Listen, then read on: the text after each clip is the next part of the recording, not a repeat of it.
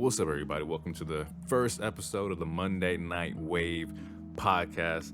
I go by Jay. I'm the host of this joint. I'm a music producer for about 14 years, almost 14 years. And I guess my overall purpose with this podcast is the blend of professional wrestling, which I truly love, and hip hop production. So I guess the theme that we're going to see here in this podcast is going to be a mixture of, just talking about the state of wrestling, the culture of wrestling right now, from all aspects, from, AEW, WWE, TNA, Ring of Honor, if I can get into it for sure. We're also going to introduce, just some lo-fi tunes, lo-fi rap beats I got just in the chamber. I got a lot of stuff in the vault that has to come out. Definitely tired of sitting on just some good stuff. So I figured what's a better way than to just share it and just drop it. What that's gonna look like is we'll go over some segments, just talking points, and then maybe at the end of the talking point we'll just throw a little jam, see how we feel about it. I guess a good place to start right now would be to just kind of give my introduction on how I came into wrestling and the impact that it had on my life growing up. I believe for me personally, the way I was introduced to it was through the video games. I think I remember one of my birthdays, my grandma had got WrestleMania 2000 for the N64, and I was just hooked. Right, I was oh, this is amazing. This is something crazy. At the same time, I didn't realize that my grandma had also taped certain wrestling pay-per-views, and so she was an avid I won't say avid, but she was definitely in the culture for sure. And I used to watch these tapes all the time. And I didn't put as a child, I didn't put the correlation that you've been watching this and now you're playing it, and it's all the same thing. So I think the first match I can kind of remember, it was just kind of funny, is the Razor Ramon 1 2 3 Kid. Oh man, was it a ladder match? I don't know if it's a ladder match or if it was nah, it wasn't a ladder match. It was a match where it ended up with him putting 1 2 3 Kid in a diaper, or somebody got put into a diaper and thrown baby powder on them, and I was oh, this is intriguing. I'm gonna sit here and watch this for sure. From there, kind of just grew into its own thing where the tapes that she had, or the matches or shows she had taped for me, was a couple In Your House events.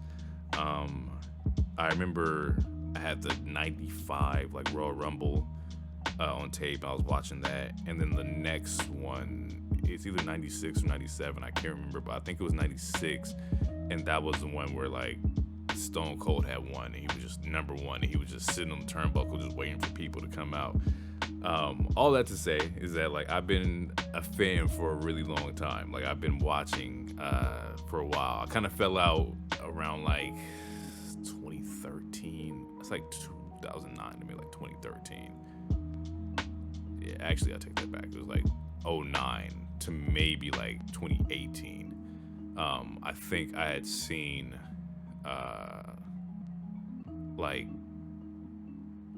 the New Day, and I was oh, I like these dudes. These dudes are interesting. What they got going on over here? And I started tuning in. I started watching a little bit more regularly. I think that was also the year that AJ had just came back, either the year before, or he wasn't in WWE for that long, but AJ Styles was in there. I was oh, I never got to see AJ Styles wrestle. He was over in TNA. I never got to watch TNA. This is the perfect time to check it out. Also the introduction of either I think the following year was the Women's Royal Rumble, and I've always been a real fan of Royal Rumbles, as noted. So around then I started get back into it, and I was oh yeah, this is solid. It was booming too, because you had just the 2018 was the Brock, Roman was still in the Shield where he hasn't really like popped out and was tribal chief just yet, but he was like on the edge of like changing his character. Seth is just Shield in general. Also, Shield was definitely another part that also got me into it. Shield was crazy. Watching the whole like 3-man power bomb through the table stuff was just nuts, and I was like, oh, these dudes are interesting too. Nevertheless, it was good. It was real solid. So from there, it leads into like today. I've been watching for a while now, since about 2018. It's 2024, so I've been in it. I've been in the mix for sure, and I just want to get out, and to share my thoughts. With that being said, you won't catch like any like tribalism from me. Like, I'm a fan of all wrestling. Like, you could be wrestling in like a cave out in like Indonesia, and I'll be like, yo, I'm in there. So you won't see me like feel particularly like leaning one side more than the other. I'm critical of everything. If I don't like anything, I'm going to talk about it. With that being said, we will talk about, other wrestling promotions. So if I can definitely catch a show of like, AEW, TNA, ROH, I would love to watch New Japan. Like, that'd be kind of cool too. So I'm just going to talk about, just everything in wrestling. Nothing personal. You never catch me be like, I hate Stone Cold because he from Texas. It's like, nah, I don't care about none of that. I'm just gonna be more critical of like, just the product that I'm viewing and how I feel about that. And I don't want anybody to take it like, any kind of crazy way. It's just what I feel about what I'm watching. So without, further ado, let's just jump into some talking points. I got my handy dandy like notepad over here. I've been taking notes on like everything. So let's get into it. We're gonna start off with this week. As you know, like Mania season's right around the corner. At the time of me dropping this, Rumble is today, which I'm extremely excited about. So yeah, it's definitely one of the prime premier times to just get into wrestling, talk about wrestling, bring a friend into it, because this is where all the fun stuff starts to happen. But yeah, we're gonna start off with how I felt about Raw and what's going on in the nature of Monday Night Raw. I think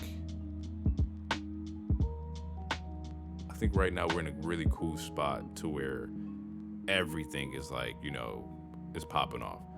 On Raw we got Cody, Drew, Punk is back. Like, that's fucking crazy. Seth being who he is, just holding it down. Gunther. There's a lot of like very entertaining things happening on Monday Night Raw, and this Raw in particular had Cody coming out, starting his promo and whatnot, and kind of setting up this feud. We're not setting up a feud, but like Drew interrupts him, and Drew comes out, and they're like setting up this feud of where like, yo, like I gotta finish my story too, and rightfully so, because Drew kind of like got the title. Or not the title, but he got his moment during the pandemic, which just definitely didn't feel right for me personally, because the world was just in a frenzy. I ain't got to tell y'all about it, you already know. But Drew never really got his moment. He never really got his chance to like, flex and like have his marquee matches, just because of what the world was going through at the time. So I do understand that Drew definitely has a story that he would like to finish as well. However, Cody got to finish his story too. And some, would have thought that he should have finished it last year. I was one of those people. I was like, yeah, this is the perfect time, get it off Roman. Like, Cody comes in, and he's going to carry it. But after that didn't happen, I started to think about like, man, why didn't that happen? And I started watching, more closely to just how movements of WWE, like, like eventually they ended up selling. They ended up selling TKO, which is like a huge like thing, but you needed somebody to kind of like carry that torch to on the inside. You need somebody like to sell the product. Like, look at our champion, hence Roman Reigns. And yeah, Tribal Chief is undeniable. You gotta acknowledge the boy. He's definitely that guy, the one, the uno. You know what I'm saying? But nevertheless, Cody's trying to finish his story. I get that. I think that we're in for a really interesting spot because there's a lot like this that could possibly happen. Like, is Cody gonna be your Mania guy? Where does Drew fit in all that? Like, I know I heard rumors, or maybe not rumors, but I've seen some things where, like, Drew's contract, is Drew staying, is Drew going? Like, how does this all play into effect with that? Yeah, so we got some things to kind of figure out, especially on the Raw side, because the Raw side is like Punk's back, bro. Like, do you do Cody Punk? Like, do you do Drew Punk, Drew Cody? Like, Seth just has the title, and at the time of this recording right now, Seth it was just known to us that, like, Seth had injured his knee, I believe. And this upcoming Monday, he's going to talk about what he's going to do with the title. So I don't even know, like, how that plays into effect. Like, can Seth just hold on to it and be gone for like 4 to 6 weeks, which is what the estimated timetable was. But if that's not the case, and it's like, oh, we got inaugural like tournament or whatever for the World Heavyweight Championship, like, how does that affect the landscape? So there's a lot up in the air right now, especially with, like, the biggest pay-per-view like less than 3 months away. Like, you got to start like locking in for sure.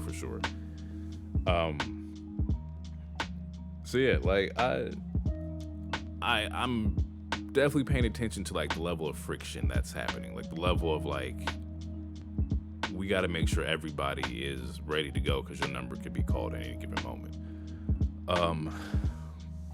With that being said, the next I think the next lineup was DIY, and they were going against Dom and JD. Yeah, shout out to Truth. And I like DIY. I didn't get to watch a lot of them, like, in the golden era, like NXT, where they were really, like, just slaughtering everything. I kind of got put on when, like, Ciampa was working with Miz, and so I got to see Ciampa in, like, that light, but I felt like that wasn't, like, truly, like, him from the clips that I've been seeing about, Ciampa in, like, NXT. And then Johnny, I've always heard great things about Johnny, but once again, I didn't get to watch a lot of NXT. For me at that time, back when I started watching, I was just watching, Raw, SmackDown. But I've heard about these people. I've heard about a lot of these superstars that are, coming up. I'm very familiar with, like, the golden era NXT, like, roster for sure.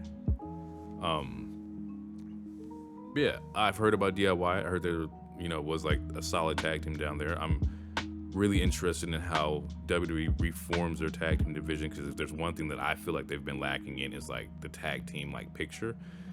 And that can only, be solved by just rebuilding and, like, making, valuable teams to, like, the audience and whatnot. So I'm all for DIY coming out here and, like, solidify themselves as a tag team. And then hopefully we can, like, split the belts again and get real, like, tag team action on both shows, like, constantly. I think that unifying the belts kind of, like, just it halted, like, progress for a lot of teams. And to be honest, I don't think there was a lot of teams, like, even before then. I think you got your Street Profits, New Days, Usos, Viking Raiders.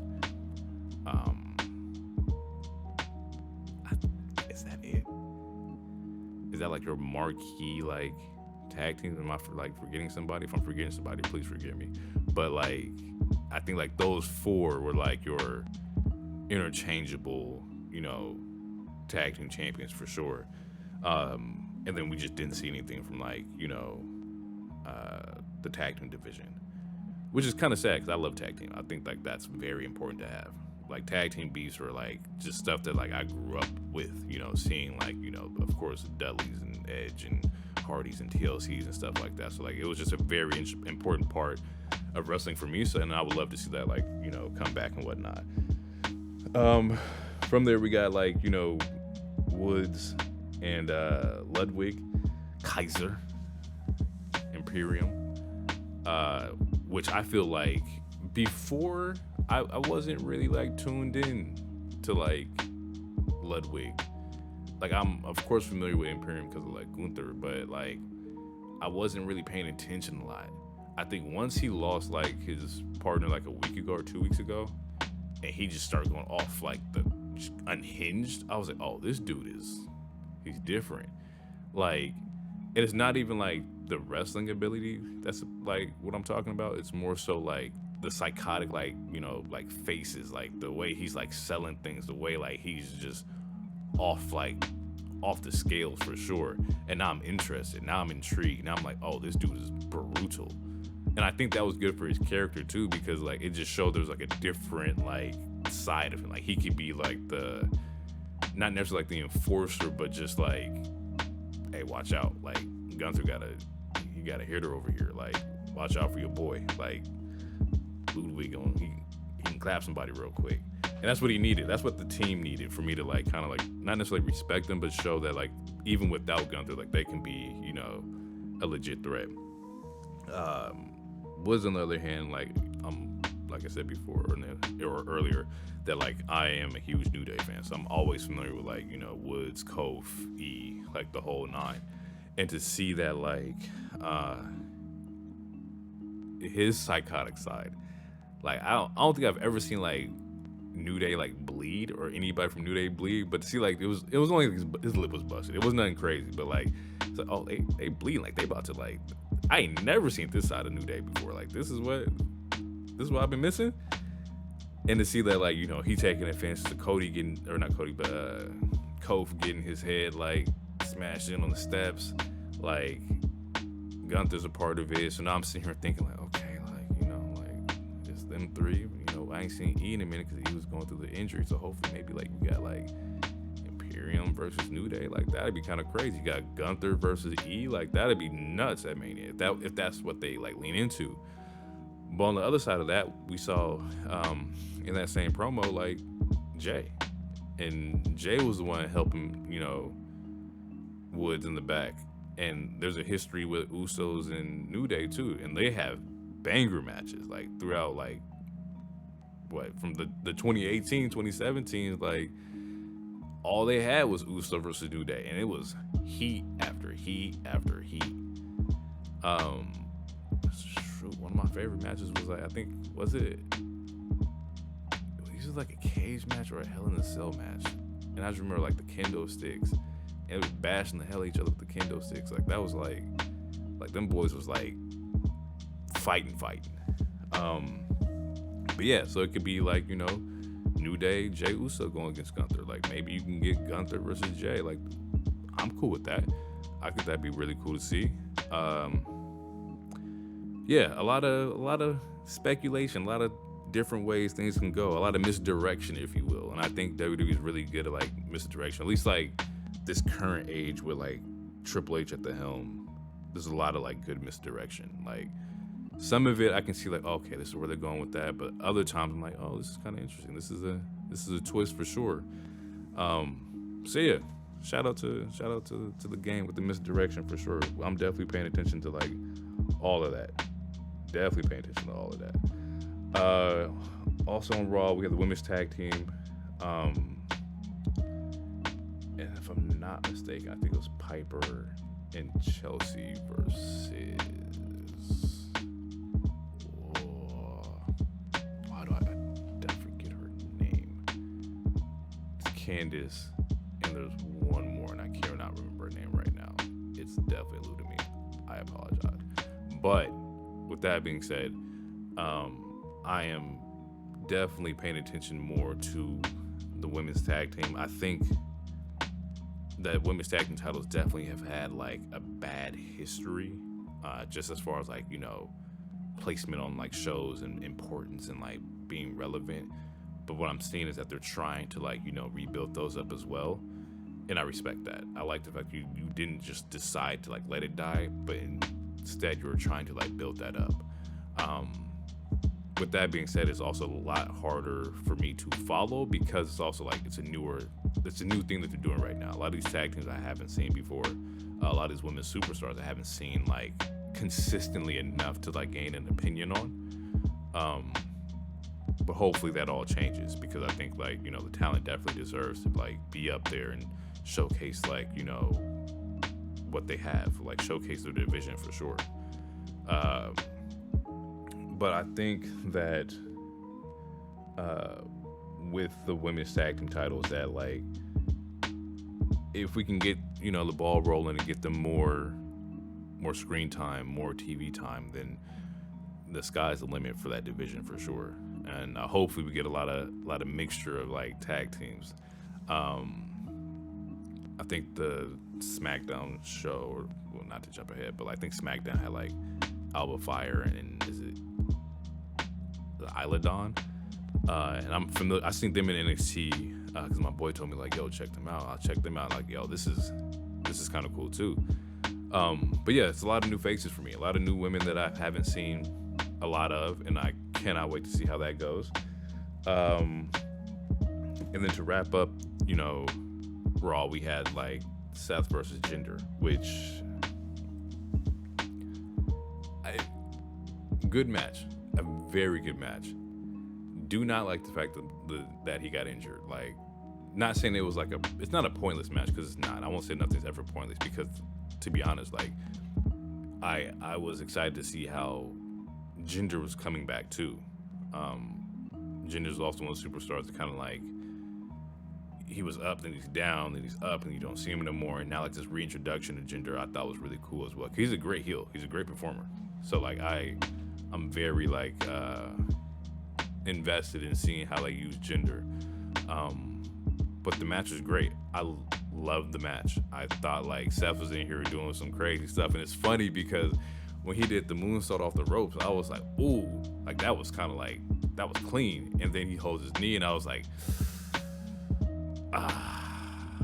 it was clean, but at what cost? Especially this close to like everything happening. But hopefully the Messiah can definitely recover pretty quickly, because he's definitely going to be missing that division if that's the case. Once again, I don't even know that's what's going to happen.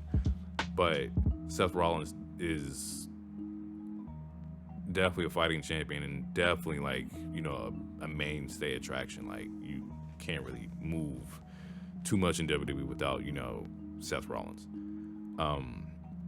I will say, I think I had in my notes that I'm a little curious to kind of like see like what does this do for like Jinder. If the injury's as severe as what we've heard, like where does that put him? Like, you don't want to see anybody's like momentum get squashed and whatnot. And I don't think that'd be the case, but like, you're beefing with the world champion at the time, so like, where do we go from there? Like, what does that even look like? Especially after he comes back, he gets rock bottom. Next week he's sitting there calling out Seth, and then third week you are having your match with the world heavyweight champion. So like, a lot of high momentum for Jinder, and I want them to keep that momentum for Jinder, because he definitely like deserves that for sure. There's a couple promos in on Raw that I would definitely like to like talk about for sure as well. I think it was the Rhea promo, and just like, Rhea might be the most over like superstar in all of wrestling right now. I don't think anybody's touching just the level of heat that like Rhea has, and not bad heat, but just like main star attraction, like must see TV. And that's also crazy because like I won't say like we haven't seen a lot of Rhea wrestle lately, but it's been very like few moments. And to still hold and maintain that heat with the women's title, with very few matches on TV, I think that like you got something there. Like, that's a main star attraction. That's a top tier 5-star like talent right there. And I think I seen it when they did the Saudi show, and at that point I was like, yeah, she's over. She's white hot right now. Like, I don't think anybody can top that. I don't think anybody can beat her. I don't think anybody could get in the way and stop the momentum right now. No matter if it's Becky, if it's Bianca, if it's Bailey, I don't think anybody is gonna stop like Rhea from like doing what she has to do. Like she's gone. She's out of here for sure. With that, Becky did come out for the promo, and I think short prediction is that like you'll have Becky Rhea Mania. I think that's a good, night 1 or night 2 match for sure. And then that leaves on the other side, well then, like who wins Rumble or who goes for what.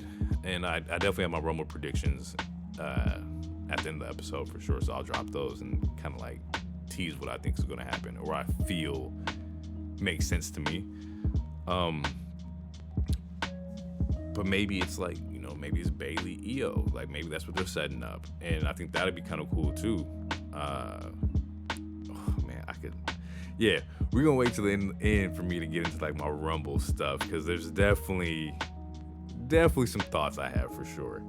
Anywho, we're going to go in order of the week. So from here, we're going to jump over to AEW and Dynamite and how I felt about that show because that show was great too. And AEW is a very interesting like case for me. Like I understand what the differences are between the two and what I'm looking for out of each show. Once again, no tribalism for me, just kind of what I observe and what I feel about it. I feel you're getting like a huge grand entertainment, like, spectacle with WWE. Like you're getting like the shebang, like the whole like just glitz and glam, to where for AEW I feel like it's just more ground and pound like wrestling, like true like wrestling 24/7. And there's nothing wrong with that. I think that with both shows you can get what you're looking for. And that's a great thing about wrestling right now is that there's something for everybody.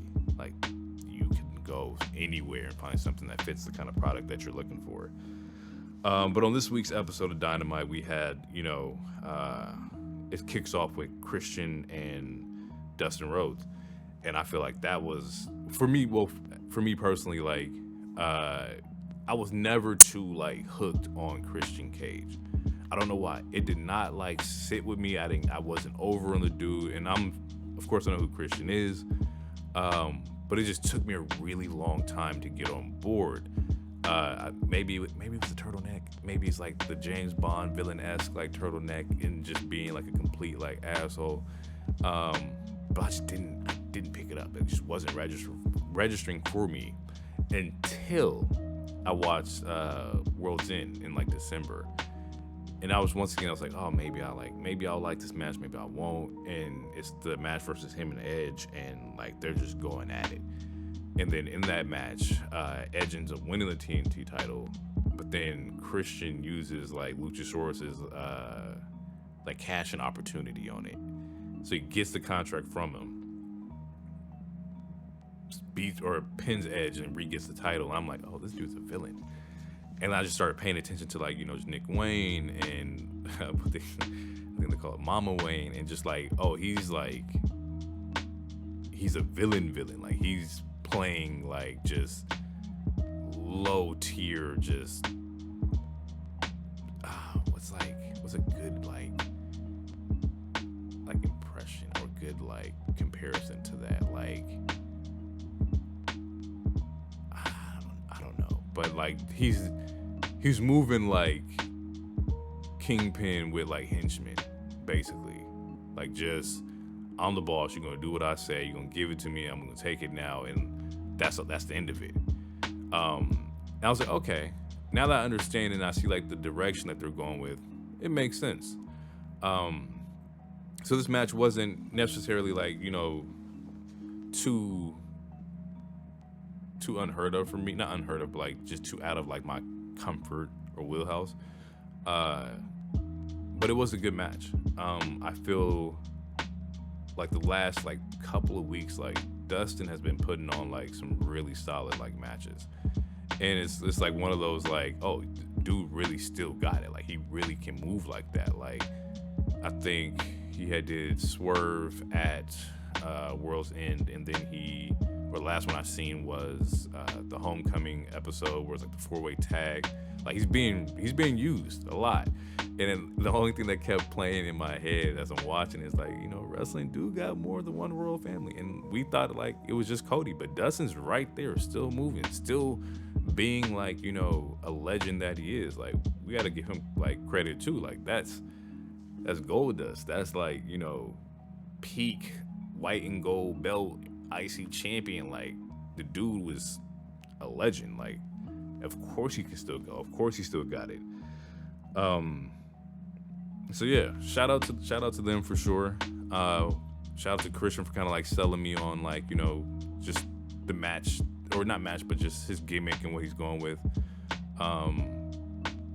It's cool to see two legends like still like, get in there and go crazy, like, and be relevant. Like that's a great feeling to see, and an opportunity to have is like, to continue to watch like some of like these OGs still go at it.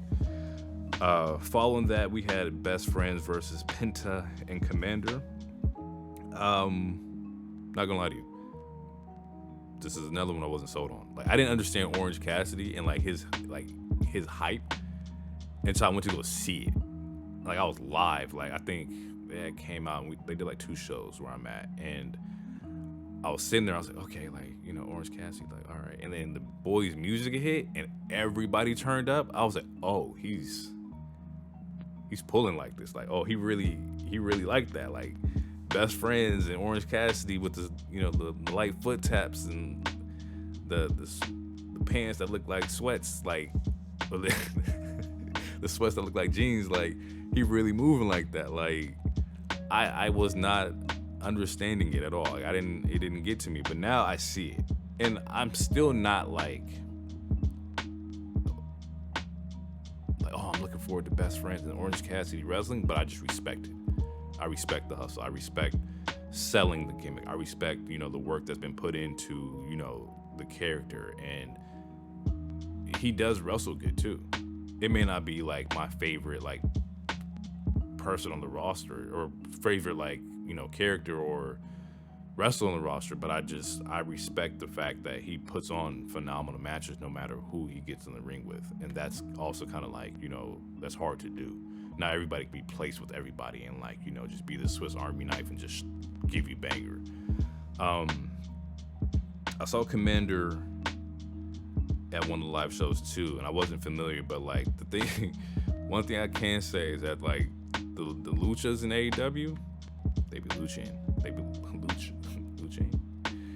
The boys be getting active, yo.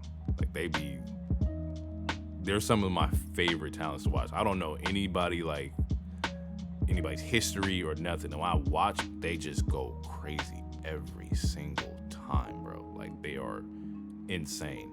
And then Penta's been one of my favorite like superstars in AEW since the jump. I seen his character with the mask and the Lucha Bros and the face paint, and I was like sold. That's it. That's all I need to see. They was good.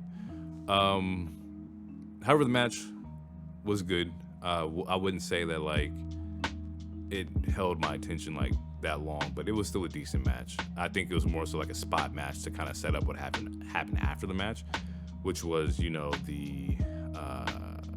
what was it, Undisputed Kingdom? Is that what they're calling themselves? Like the whole Devil Adam Cole mask thing. And just setting up Roderick versus Orange Cassidy, which also should be a really good match too, because Roderick Strong can throw down as well.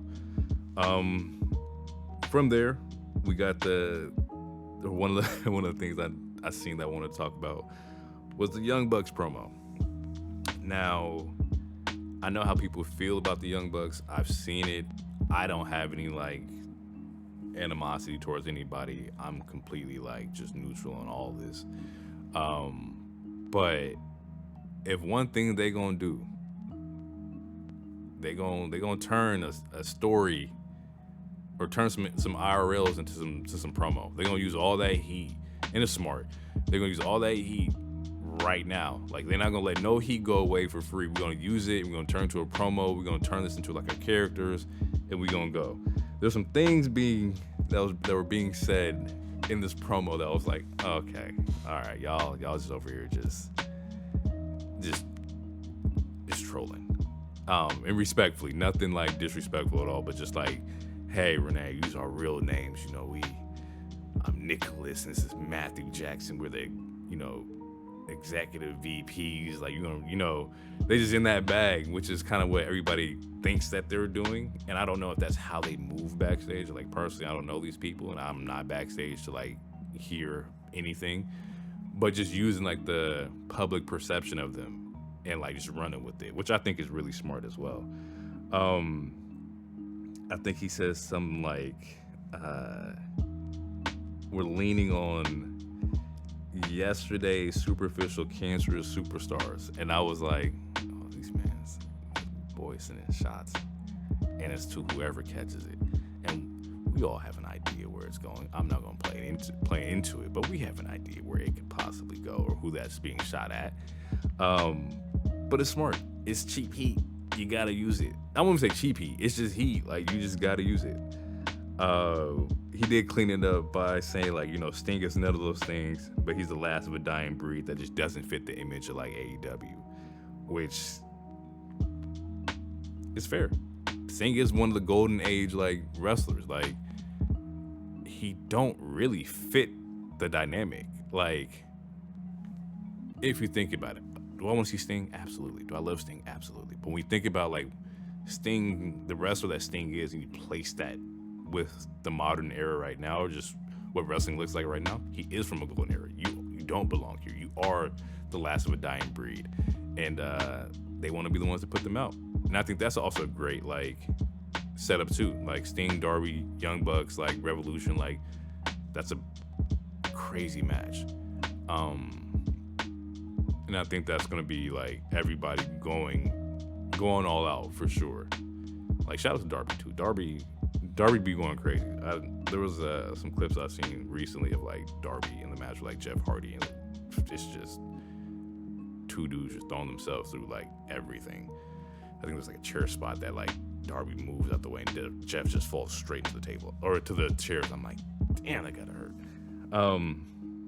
But yeah, VP's doing VP things, leaning into like their villain side, and I'm all here for it. I think that that's a great angle. I think it's going to be interesting to see where they go with this in the future and how they operate. I think even with all like the controversy that surrounded AEW, revolving around like the Punk stuff and Jack Perry, like all that, like you kind of have to leave those situations with like some kind of lessons on like what to do, what not to do, and like how to move forward. Otherwise, you're gonna like burn yourself from the inside, and nobody really wants that. Like, I think the ecosystem's a lot better when all these wrestling companies are popping. That means we get great product all around. I don't want to see anybody fail. Like, I think like that's just the selfishness in me, is that the more wrestling that's popping, the more I get to watch, and I'm okay with that. Following that, we got the Bullet Club Gold versus the Mogul Embassy for the ROH Trios title. Going into this match, I kind of figured, like, I knew what they were going to do. I knew that they wanted to get the ROH titles off of them. I think it's cool to see more Jay White,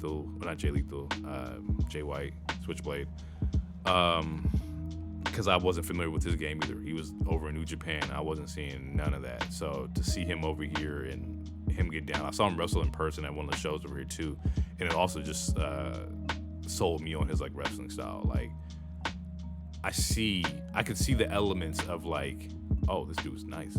I just don't want to see like these dudes that are really nice just not be used. Like, and that's one thing I will say about like AEW, is that there's a lot of talent that like just may not be used in the best light, or not in the best light, but just be used, period. Like, we want to see them wrestle. I don't want to see a lot of these superstars get like, just, hey, here's a good match, and then we'll throw you like feeder matches to kind of like keep you afloat, but won't give you like, these big moments and whatnot. But with that being said, they did just win the gold. Um, from the Mogul Embassy, they did. I think the match ended with interference from the Acclaimed, which sets up Acclaimed versus, you know, um, Bullet Club Gold, which is what we wanted anyway. The Guns and Billy Gunn. I mean, well, let me hold on. I'm projecting. It set them up for the potential like super group. I think it was called. Hold on, I wrote this down. Bang Bang Scissor Gang. Yeah. So it sets up the super group Bang Bang Scissor Gang, which I think is that may come to an end pretty quickly because there's a history between both teams and they don't really like each other like that. And I think that a marquee matchup for Revolution would be Bullet Club Gold, the Acclaimed Trios versus ROH Trios title, and like they just go crazy. We then get an Adam Cole Wardlow promo, and I kind of feel like we could. I'm invested because Wardlow is one of those wrestlers where I think like dude has it, like superstar like look, you know, physique. The Powerbomb Symphony is great.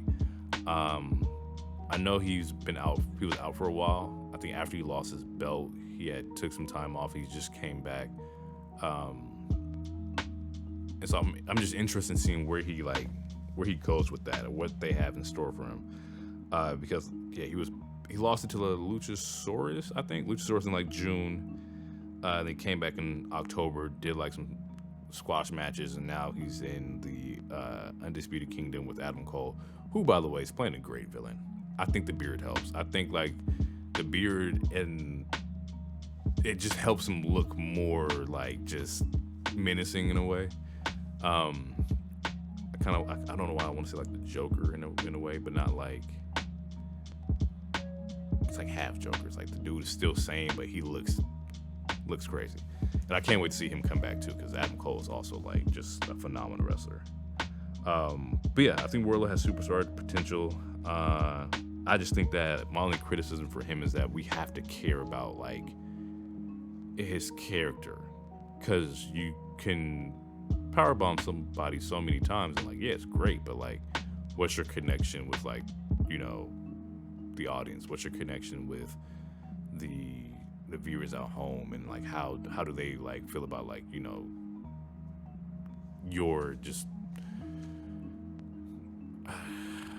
almost like your chemistry with everything. Like if he can focus on his character and just get his character to where like we're paying attention, we're good.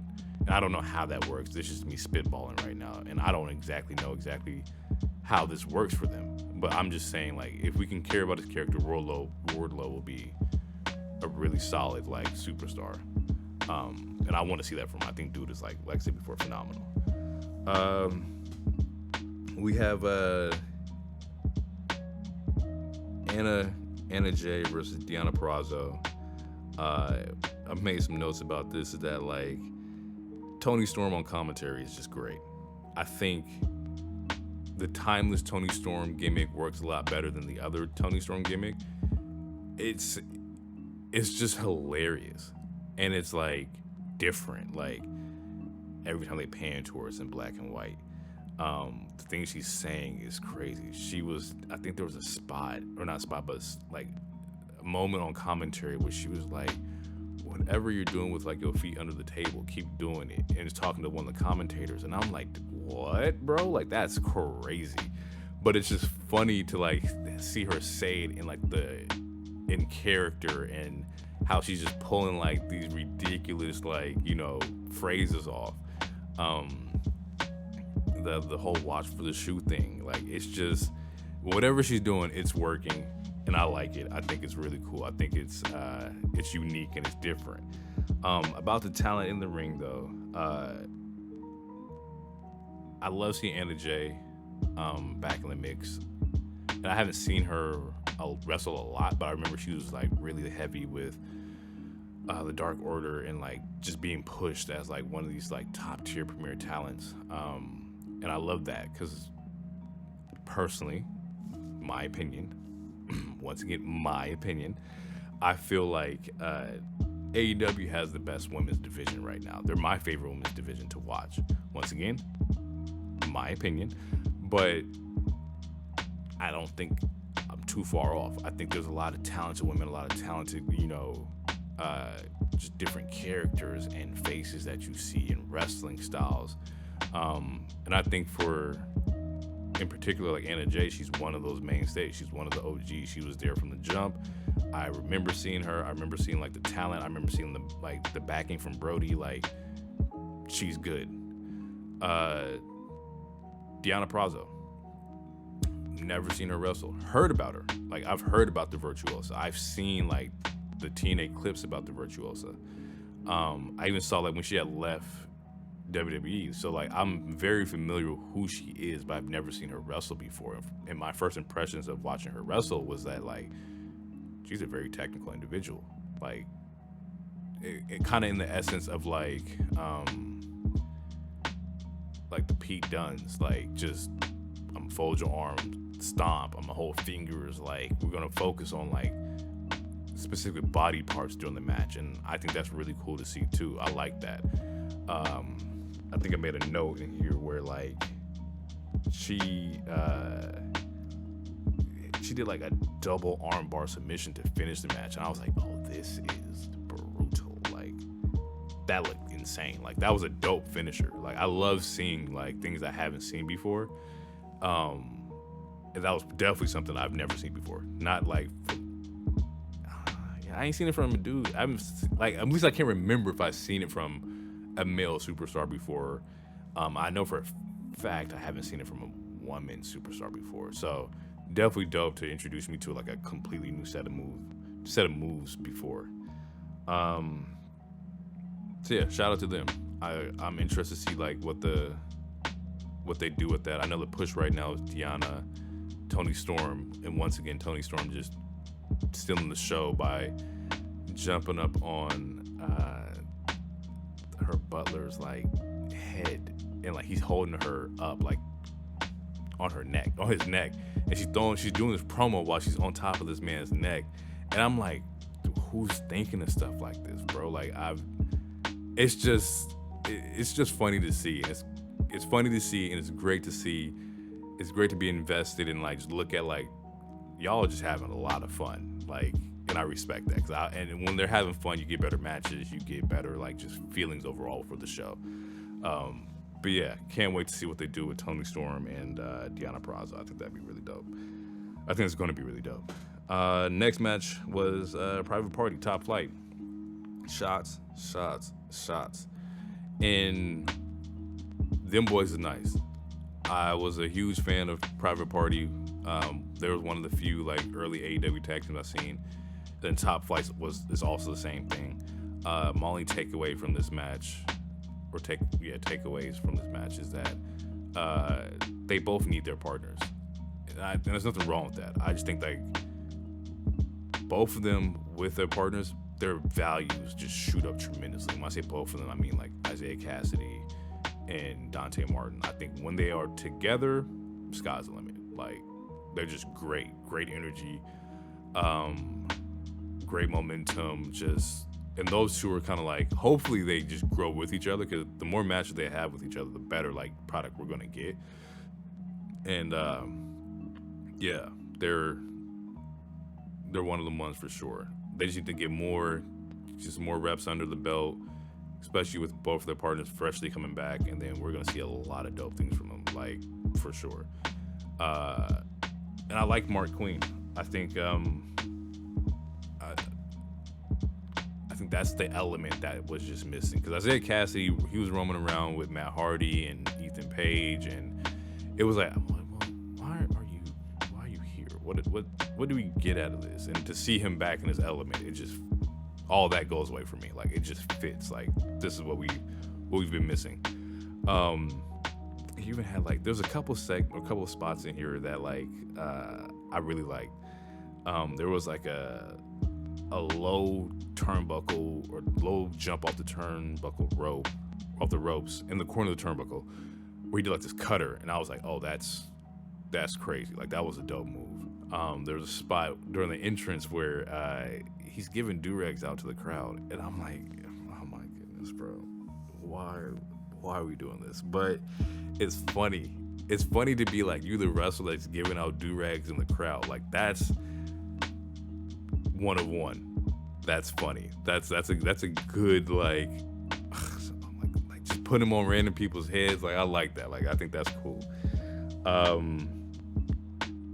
Yeah, so I'm gonna stay tuned. I'm gonna keep watching. Hopefully we get like some tag team action from them against, you know, Ricky Starks and what is his name? It's not Cass. It's not Cass. I want to say Cass, but it's not Cass. But y'all know what I'm talking about. It's not Big Cass. But hopefully we get like some tag team action with their belts pretty soon here, and just watching like them grow. I think that'd be really cool too. Once again, Revolution is in March, so they're 2 months away from like their biggest pay-per-view, so things are definitely gonna start ramping up for them too pretty soon. And then finally, our main event was Joe versus Hook, and the only thing I could really say truly about this like match was just pure dominance by Joe. Like, if there's an image that you wanted your champion to have, this was definitely it. Like, he comes out the gate just hot, just not necessarily manhandling Hook, but just showing like, yo, like there's different levels to this. But at the same time, this was showing off, you know, how resilient Hook is. I think they orchestrated this match really well to where it didn't make anybody look weak. I think you left like this match like, oh, like both of these dudes are like dominant. Like Joe's doing typical Joe stuff, muscle buster, like the Uranagi to the table spot, like that's crazy. But at the same time, like you got Hook who got hit with the muscle buster and kicks out at one, and it makes them look both just really, really good. And I like that. I like the finishes to these matches don't leave you like thinking that like, oh well, there goes his momentum. Nah, like this left everybody like really, really high, and that's kind of like, that's what you want. You want to be able to keep your momentum going. I also think the finishes for matches help that out as well. I think like using the sleeper or the coquina clutch as a finish, you kind of keep something like your integrity as well. Like you didn't get pinned, you didn't tap out. You know, you just got put to sleep. And I think that's a finish that's pretty well received for me, if to keep like, you know, wrestlers like integrity and stuff like that, because nothing's harder than just trying to bounce back from like consecutive losses or you've been pinned 6 or 7 times or whatnot. And I don't think that was the case with that at all. In this though, because he does finish the match off with the coquina clutch, and you know, Hook, they raise his arm up 3 times, it drops 3 times, so he was asleep. The boys zonked out.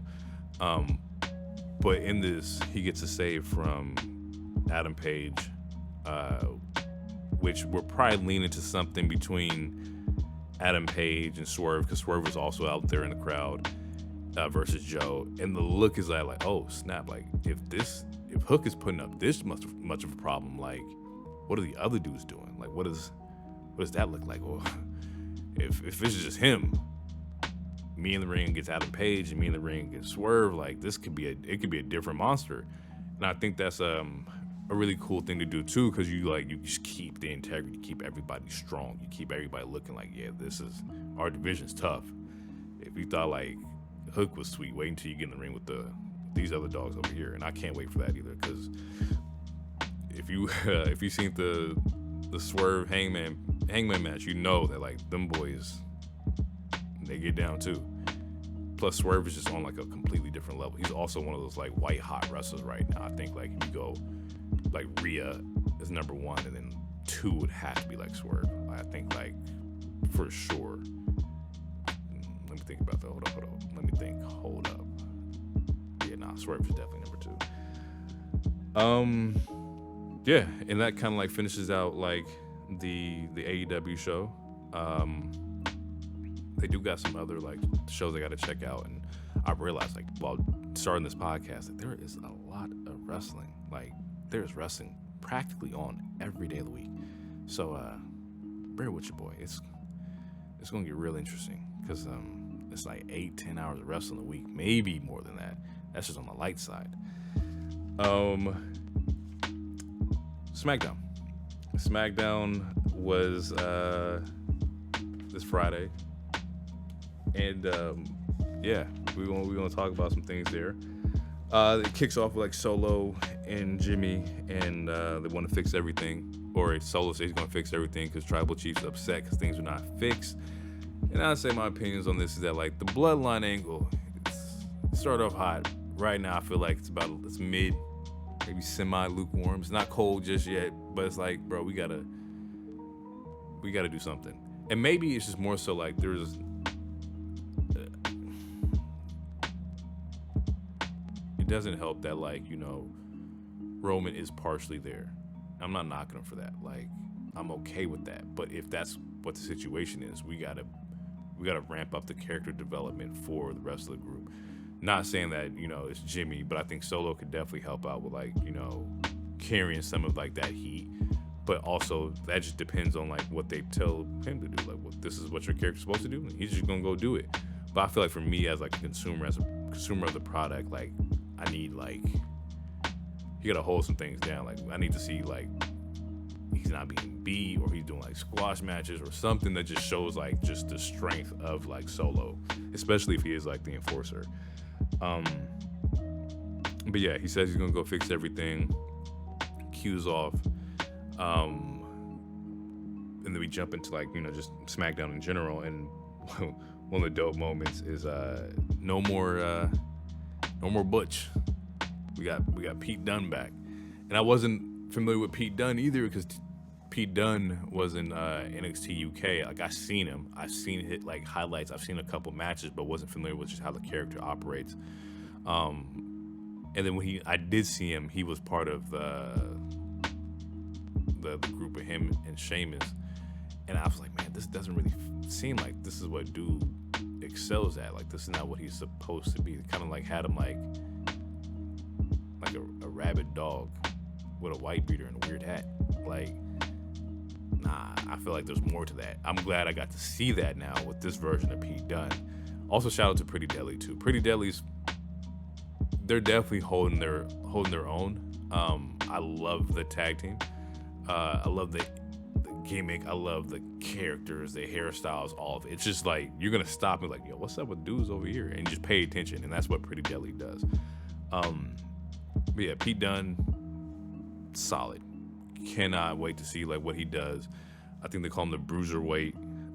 So I'm very interested in seeing like, you know, what his character looks like in like the whole Triple H regime. Tyler Bates though, I seen this dude. I think people from the show I seen recently, and at first I was like, who is this guy? But I left the match like, I like this guy. Dude can wrestle. Like he's one of them. He's one of them wrestlers. Like he can get down. Image threw me off because for some reason all I see is like I think his boots were like yellow or like golden brown or whatever, and I'm like, this dude looked like he like wrestling in Tim's, and maybe that's just me, just being me, but he's good, and I'm interested in seeing like, you know, how they operate. Once again, hopefully we can get like a separation of the tag team titles and we can like, you know, see some really good matches. Maybe we can get a DIY versus, you know, Pete Dunne, Tyler Bate. I'm cool with that. I think that'd be really dope to see. I'm interested. I'm invested. That seems like two hardcore wrestlers or wrestling fans would love that. Like wrestling fans who love wrestling would love the Tyler Bate, Pete Dunne versus DIY. I think that'd be kind of cool. And no disrespect to Judgment Day, like none at all. We all know how Judgment Day is one of the ones y'all carry Raw every goddamn week, and I respect that too. From there we got the Bobby Street Profit promo. think they called them Final Testament, which is Karrion Kross and AOP. And this is a good like mid-card like little rivalry. I'm a fan of AOP. I thought AOP was dope when I first seen them. I thought they should have been used a little bit more when they did come around. Now I don't know anything behind the scenes, but when I did see AOP, I was like, yeah, they one of the ones too, just brute house like tag team. Karrion Kross, once again, saw him when he came up, and like they kind of worked with this gimmick, but they didn't, and then he just kind of like lost a little bit of momentum, and I think like he was one of the cuts and then came back. But I want to see him getting his bag too. Like I just feel like 2024 is a good year for a lot of these superstars in WWE to kind of like get back on their footing post like, you know, Vince's like WWE. I think there's not a better way to do that than to do that with two solidified, you know, or with a solidified tag team in the Street Profits and Almighty Bobby Lashley. Like, this is a good level base for everybody. I don't think anybody loses here. I don't think any momentum drops. I think that like it works out. You got powerhouses versus, or Powerhouse Bobby versus, you know, Powerhouse Kross versus AOP and Street Profits. Like that's money. It's like, sign me up. You can do that 2-3 times and I'm still gonna tune in. Yeah, I think they wrestle this following week on the 26th, I believe, of January, on that the next episode of SmackDown, or when you guys are getting this, yesterday's episode of SmackDown. Yeah, then we get hit with the KO promo with Logan Paul, and KO's my guy. Love KO as a wrestler. Logan Paul, the United States champion, doesn't really do anything for me, but I get it from a business optics. Like, you know, he's one of the biggest like media personalities in the world, so it makes sense because you get more eyes on like the product. Understand that.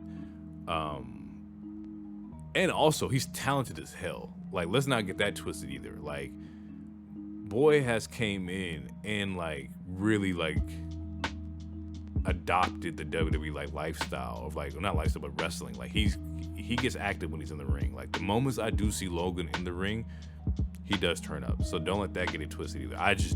It's just the idea of like media superstar holding like, you know, the title, like that just it doesn't cross for me, and that's just a personal thing with me. That has nothing to do with Logan Paul. But yeah, I feel like it's a setup for the Rumble, and I don't know who comes out of this one. Like, if Kevin Owens comes out of it, cool. If Logan Paul comes out of it with the title, once again, cool, because then you carry into Mania. You can do things with it at Mania. You got to have something or somebody be the bad guy, or some kind of like friction, you know, for WrestleMania. It works every year. So yeah, I mean, that's all I really gotta like say about like that and like that promo. I guess I'm gonna stay tuned to just see how like this all like unfolds and whatnot. We then get the AJ Styles LA Knight match, because like they had broke out and went crazy earlier in the contract signing. I forgot to mention that, but there was a contract signing at the beginning. Roman was supposed to come out. Roman didn't come out. And it was just AJ, LA Knight, Randy in the ring. AJ, LA Knight gets beefing. Match gets set up for later that night. Here we are. I think for them in this match in particular, it's once again, it's a setup match for, you know, Rumble.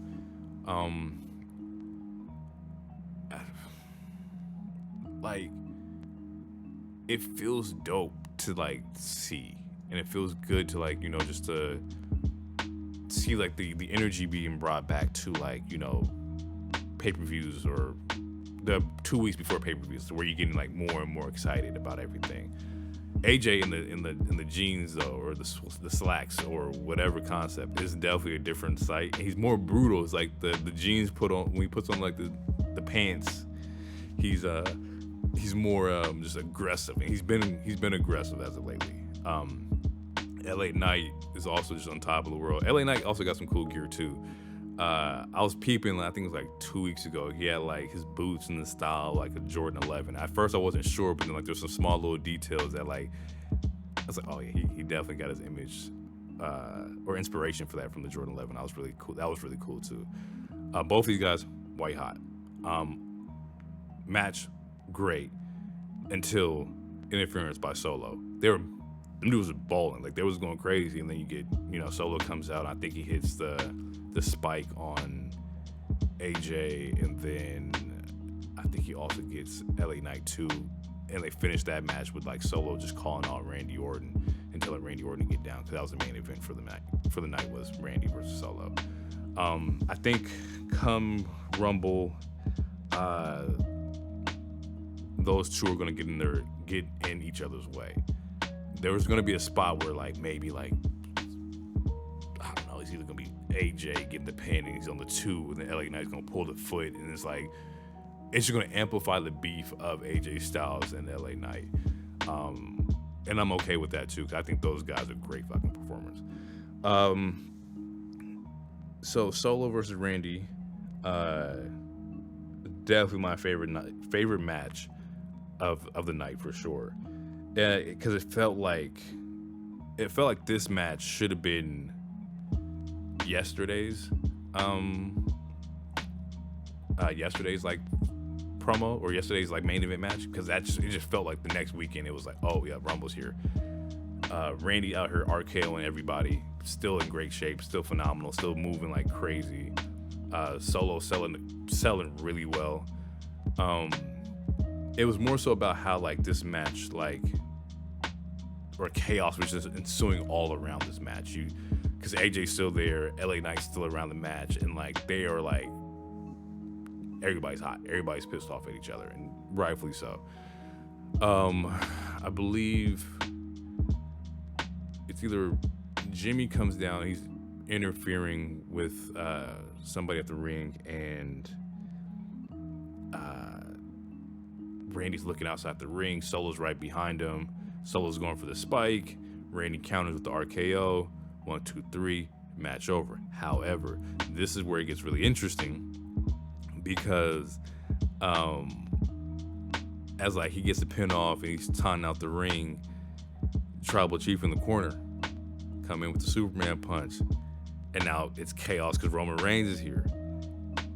Now he in the corner doing the whole ooh ah, ready to go crazy, and RKO. And I just like I couldn't fathom like what the hell is going on. There's so much chaos here. Like there's so many bodies just laying around the ring.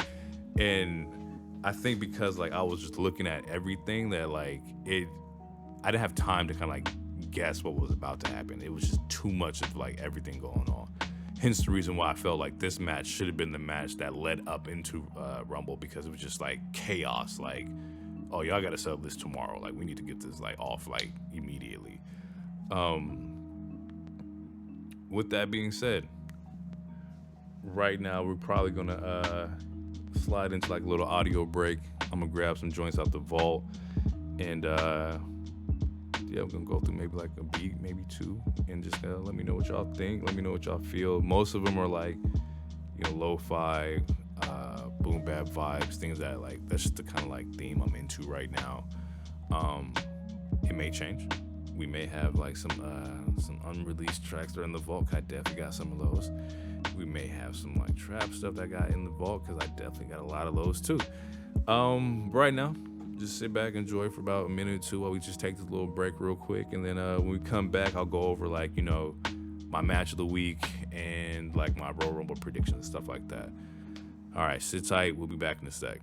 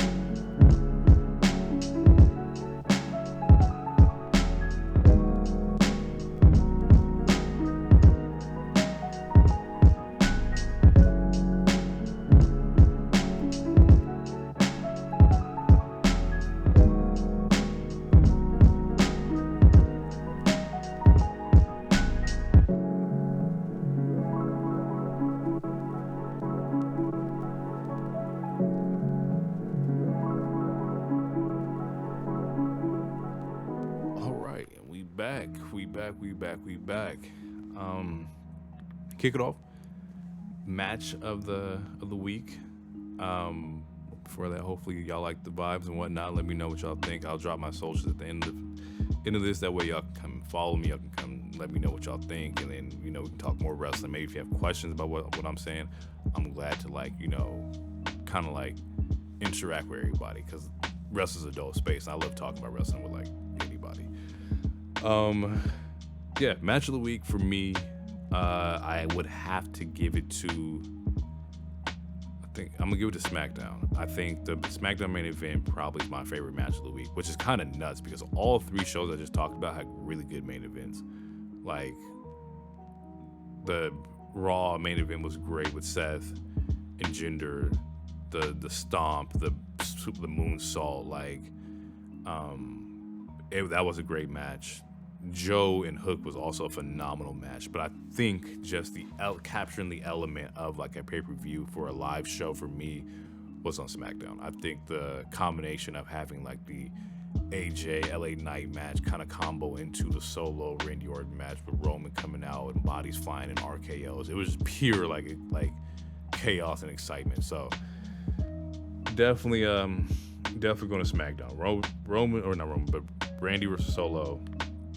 Match of the week for sure. To finish it off and wrap it up, I got my Rumble predictions. So far right now, we don't have a full match card. I think right now I'm just seeing the two Rumbles, the men and the women's, the Fatal 4-Way with Roman, LA Knight, AJ, Randy, and then KO, Logan Paul. So, with that being said, I have Roman retaining. I don't think Roman loses his belt. I think that stays on his waist. I don't know if it has anything to do with Rock and what Rock has planned and whatnot. I also don't know what their plan is for Elimination Chamber 2. That's going to be very interesting. I don't know if that was supposed to be a Seth-led pay-per-view, but that's going to be up in the air for right now, at least until Monday. Or it had already happened because I'm dropping this at the time. Men's winner. I'm going to go Punk. I think Punk is probably going to win. I think it makes sense because it can go either way. It's if Punk wants to challenge Roman, that's a great main event. If Punk wants to challenge Cody or whoever the World Heavyweight Champion is, also a great main event. I think you can't really go wrong with that. I think he has the momentum for it. But then it's also good. We also get in the bag of isn't that the same thing that happened with Cody? Didn't Cody come back and he won it too? So it might not happen like that. I just concede if Punk wins, I would understand it. My final four though in the Rumble is gonna be Punk, Drew, Cody, Jey Uso, and I think the idea that Jey Uso gets really close is also cool too, because it's Jey Uso could be the one to go and take out Tribal Chief, and then you got Jey Uso Roman main event, but and we've seen it, but different Jey Uso, different story behind them. If that doesn't happen, I can see Jimmy interfering with Jey in the Rumble, maybe costing him his opportunity, and that leads us to Mania with Jimmy versus Jey, which is also be very dope, because I think even they have said they've wanted to fight each other before, and I think that's probably what it's lining up to be. Surprise appearances in the men's Rumble. Off top, Brock. I think you can't have Mania without Brock, and they know that. Where that leaves Brock to in story wise, or who he's beefing with, I also don't know. Shit, Brock could drop today, and he could come in and be World Heavyweight Champion and carry it to Mania. If this was the Vince era, that could definitely happen. It still might happen. I don't know. But yeah, I think we see Brock. I think E comes back. I miss E. I think New Day doesn't quite work as well without E, and I think they'll tell you that too. Yeah, I would love to see Big E come back, especially after the neck injury and everything. Like, hopefully he's been healing properly. Hopefully he's healed correctly. And if he doesn't, it's all right. It's cool with me. I just miss seeing E on TV. I think E would be a great added person to the Rumble for sure. Another surprise entrant I see coming from NXT, Braun Breaker. I want to see Braun in like the ring with the big dogs. I think he'd get quite the reception for that. However, I don't know how that works for NXT. I don't know if you can just pick anybody or like who they choose. You know, if there's like reasons for who they choose and who they don't choose. But I like to see Braun Breaker. I think that'd be kind of cool. Women's. Let's see for the women's. I got Bayley. I think Bayley could win. I think she deserves to win. I think Bayley has been putting in a lot of work, and the ones who know that Bayley, she's definitely the workhorse of like the women's division. She's in everything. Great mic skills, great champion. I think she would definitely benefit really well from winning, and I think your angle there is EO. I think you want to get damage control turning on Bayley, which leads into Bayley versus EO, and then there you go. There goes another like Mania match. Final four for the women's. I got Bayley, Bianca, Becky, Asuka. I think you go in with like Asuka and Bayley, and like it looks like damage control is teaming up, and I think if somebody flips, I don't know who or how. Maybe somebody get hit and they just spaz out and they flip. I don't know, but I think somebody flips and we'll get Bayley winning at the end. Surprise appearances for the women's. First one's Jade Cargill. We know she signed. We know that she's been working. She's been training. I think this is the perfect time to debut her. I think she's ready. At least I hope she's ready. I don't know, coming out in those circles, but let's get Jade out here. I think Jade would be great in the Women's Rumble. And there's no better way to like introduce her to like, you know, the world, because she is that level of talent. Jade is one of them ones, like for sure. Superstar all written all over her, like no doubt about it. Let's see, after Jade, I go Trin / Naomi. She just finished up in TNA. So she could definitely be one of the ones that comes out. And I would love to see how how does the packaging work for Trin / Naomi in today's WWE? Like, because she went over there and she created herself, reinvented herself as like this dominant level champion, and I don't want that level of energy to be squandered. If she comes over, I want her to get treated just like Cody did, as far as like, you reinvented yourself, we're gonna throw you the ball and you're gonna be in like the main event picture because you have it. Like, she's proved that she has it. And the surprise, I don't think it's surprising. On everybody's bingo card right now, it's Mercedes Moné / Sasha Banks, and I think it's just up in the air. I don't know. Like, if you asked me a week ago, I'd be like, oh, she's going to AEW. You asked me today, I mean, it is Hunter, it is WWE. They throw out bags. I just don't know. Like, it's on my bingo card right now for sure. If she shows up, crazy, great. If she doesn't show up, also great. So yeah, there goes my predictions. Take that with a grain of salt. I'm not like no crystal ball enthusiast or nothing like that. This is just how I feel. This is what I'm thinking. These are my thoughts on the wrestling shows. Hopefully, you guys enjoyed the episode. I know I enjoyed talking about wrestling. I think this was really cool. If you're looking to find me, I'm on Twitter at Loner Beats. I'm on Instagram at Loner Beats. YouTube is Warp Drive Loner. And hopefully, we can keep this ball rolling and just carry into the Mania season, because it's that time, man. Wrestling's at its peak. It's for everybody. Like, it's really enjoyable to sit here and talk about it and see other people react to it and just see new people get involved and whatnot. But yeah, that's it. This has been my first episode. I hope you like it, and then I'll catch you guys in the next one, man. Stay tuned. Peace.